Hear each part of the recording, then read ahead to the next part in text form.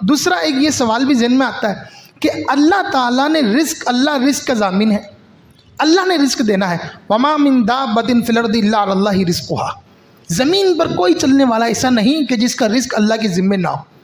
اچھا یہ بات بھی ہمیں معلوم ہے، تو پھر کالے جادو سے یا کوئی بندہ بندش کر کے رزق کیسے بند کر سکتا ہے؟ انسان رزق کیسے بند کر سکتا ہے؟ یہ سوال ہے کہ اللہ رزق دے رہا ہے، انسان نے رزق بند کر دیا۔ کہ معاذ اللہ انسان کی قدرت اور طاقت اللہ سے بڑھ کر ہے کہ اللہ رزق دے انسان بند کر دے؟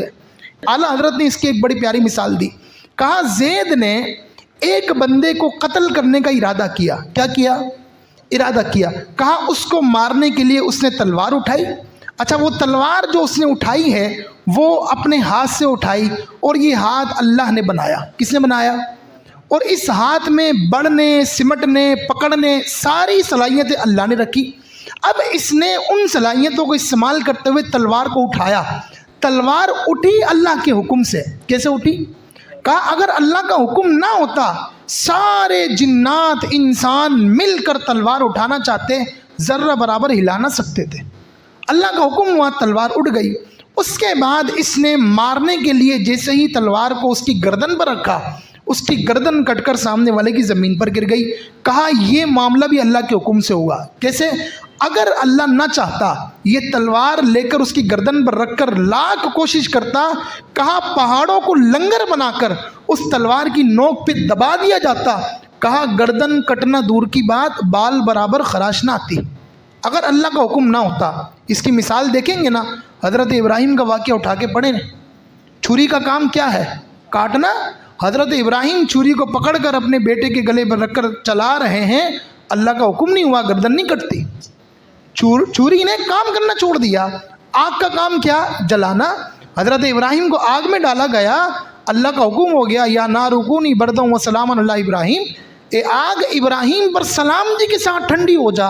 او آگ نے اپنی عادت کو چھوڑ دیا، جلانے والی عادت کو، اور وہ ابراہیم علیہ السلام پر ٹھنڈی ہو گئی۔ پتہ لگا اللہ کا حکم ہوتا ہے تب جا کر کام واقع ہوتا ہے۔ تو اب اعلیٰ حضرت فرماتے ہیں اس کی گردن بھی کٹ گئی۔ کہا سارے کے سارے کام جو ابھی ہوئے اللہ کے دیے ہوئے اعضاء سے، اللہ کے دیے ہوئی چیزوں سے۔ تلوار بھی اللہ کی دی ہوئی ہے نا، یہ جس چیز سے بنی وہ اللہ تبارک و تعالیٰ کی مخلوق کردہ، خلق کردہ، اللہ تبارک و تعالیٰ کی دی ہوئی چیزوں سے، اللہ کے دیے ہوئے اختیار سے سارے کام واقع ہوئے۔ لیکن پھر بھی گناہ گار کون ہوگا؟ یہ قتل کرنے والا گناہ گار ہوگا۔ وجہ کیا؟ اس نے اپنے ارادے کو غلط استعمال کیا، اس کا ارادہ غلط استعمال ہوا۔ اسی طریقے سے اللہ تبارک و تعالیٰ رزق کا ضامن ہے، لیکن جب اللہ تعالیٰ نے انسان کو مکلف بنا کر بھیجا، یہ جو کالے جادو کر رہے ہیں نا، ان میں کوئی قدرت اور اختیار نہیں ہے، یہ اپنے ارادے غلط استعمال کرتے ہیں۔ وہ غلط استعمال کر کر کسی مسلمان کے ساتھ یہ خیانت کرتے ہیں، اس کے رزق کو بند کرتے ہیں۔ معاملات ان کے ارادوں سے واقع ہوتے ہیں، لیکن اللہ تبارک و تعالیٰ کے حکم سے ہوتے ہیں۔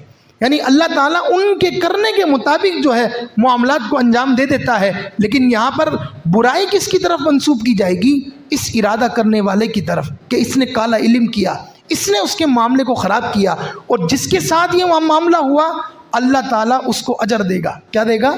کیوں؟ اس کے ساتھ ظلم ہوا نا، جسے ظلماً قتل کیا جاتا ہے وہ بھی اللہ کی بارگاہ میں اجر پاتا ہے، قاتل اللہ کی بارگاہ میں سزا پاتا ہے۔ اسی طریقے سے ان کالے جادو کرنے والوں نے اگر کسی کی بندش کر دی ہے، کسی کے رزق کو بند کر دیا ہے، تو ان کا اختیار بڑھ نہیں گیا، اللہ کے حکم سے ہی یہ کام ہوا، لیکن ارادہ ان کا تھا، تو اپنے ارادے سے یہ لوگ گناہ گار ٹھہرتے ہیں۔